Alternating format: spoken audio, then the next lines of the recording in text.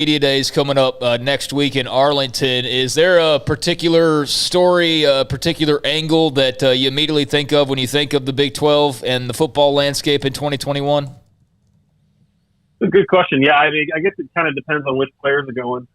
But, it does seem like to me, when I look at the Big 12 right now, the thing that I'm kind of uncertain about is just kind of the top half of the league. And is, I think Oklahoma has a very, has sort of checks all the boxes of a team that might even be preseason number one. I think that's not totally unreasonable. I think they're preseason top 14 for sure.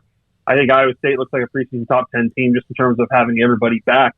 To me, the curiosity is what's that next tier of teams in the Big 12. And I think a lot of people tend to just assume that's Texas, and I don't. I think that TCU, Oklahoma State, Texas are all kind of in that same, sort of 8-9 win range. I would think if TCU can bounce back after being kind of average here these past few years.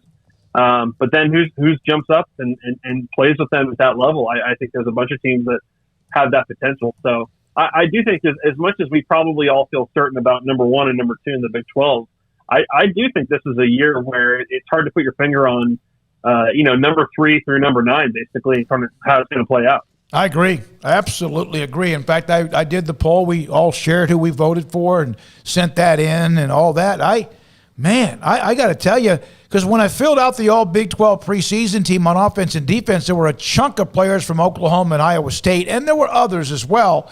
But I don't know. I really, really don't know. From, as you mentioned, I think maybe 3 to 7, 3 to 8, perhaps 3 to 9. Is it a given that Spencer Rattler, or is it Breece Hall, or could it be the explosive running back from Texas, or who is it going to be, in your opinion, as the favorite, other than the obvious, as Big 12 Offensive Player of the Year? Yeah, I mean, I haven't filled that out yet. Thanks for reminding me. I need to get on this. But I mean, it was Breece Hall at the end of last year, and it's easy to forget Brock Purdy was actually the All Big 12 quarterback ahead of Rattler in the coaches' vote for All Conference. So that is a little curious too. I would think people are going to kind of automatically go with Rattler just because he's kind of being held up right now as a clear top 3 Heisman kind of guy, maybe even the Heisman front runner. So I would think people will go with Rattler, but yeah, I mean, you could make a case for a few other guys, Bijan Robinson, maybe even Deuce Vaughn. You go through the receiver list, and that's kind of a lot of those guys moved on. So I don't know that it'd be one of them. So yeah, I would think Rattler or Breece Hall probably. Max, I know this is probably hard to quantify given how bad they've been, but do you think that for at least a little while, given everything that's gone on at Kansas, especially a coaching change late in the year, that they might be a little bit worse even before they get better? Oh, yeah, absolutely. I mean, they've lost more than 20 scholarship players to the portal this offseason. And you would think in a year like this, when you have a chance to bring super seniors back to your roster, you would think, oh, wow, this is the first year where Kansas maybe has a chance to, thanks to this one-time deal, get back to having 85 scholarship players. Well, that's not going to be the case because a ton of their seniors moved on under Les Miles, and then they have a coaching change in the spring. So, it's going to take a step back.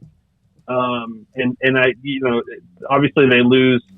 They lost Puka Williams to the draft, but then they lost some of their best young players, went in the portal and decided to go elsewhere and even landed on SEC rosters. They had some decent young players there that played a lot last year. It was a very young team last year, and some of those guys moved on. So yeah, it's between the players they've lost and the fact that this staff didn't get to go through spring with these guys. Yeah, I would think, it probably sets up for maybe not necessarily 0-12, but certainly kind of a year zero sort of rock bottom kind of year as they really totally rebuild this roster.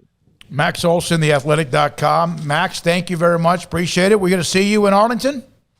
Yep, I'll see you guys next week. Can't wait. It's back and we'll be there. Thank you for your time. Max Olson, theathletic.com, with us on SicEm365 Radio. As I mentioned, Sam Weber, Director of Brand Marketing, OpenDoors.com at just after 4. Mac Rhodes at 4:20. Craig and Off the Radar. Paul has his top 5 at 5:55, plus David Hellman, John McClain, and much more.